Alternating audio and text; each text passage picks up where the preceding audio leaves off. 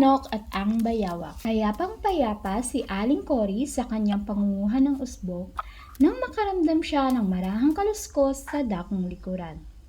Nang siya'y sasagpangin, biglang nagtatakbo si Aling Cory at nakaligtas kay Landong Bayawak.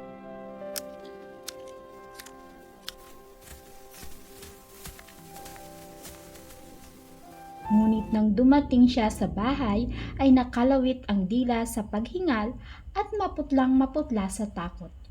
"Muntik na akong mapatay ni Landong Bayawak," ang wika ni Aling Coring Manok.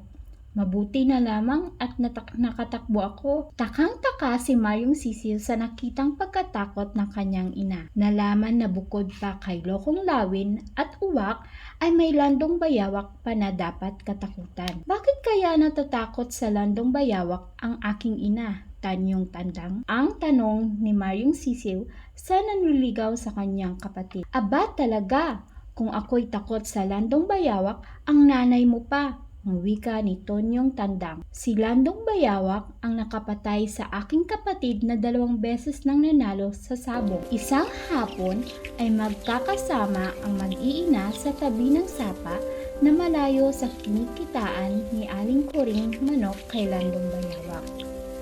Maraming pagkaing natagpuan at nagkakaingay sa pag-aagawan. Hindi tuloy napansin ni Aling Coring ang marahang kaluskos mula sa isang malagong puno ng akasya sa tabi niya. Ngunit sa halip na magtatakbo si Aling Coring Manok ay nanlaban kay Landong Bayawak. Pinagtutukan niya ang bayawak sa mukha hanggang sa matakot na rin si Landong Bayawak at magtatakbo palayo. Nang nasa bahay si Aling Cory ay saka nilagnat sa takot. Ngunit tuwang-tuwa at nagmamalaki si Maryong Sisiw nang dumating si Tonyong Tandang. "Tonyong Tandang," ang wika ni Maryong Sisiw, "dahil sa amin ay lalaban pala ng patayan ang aming mahal na ina."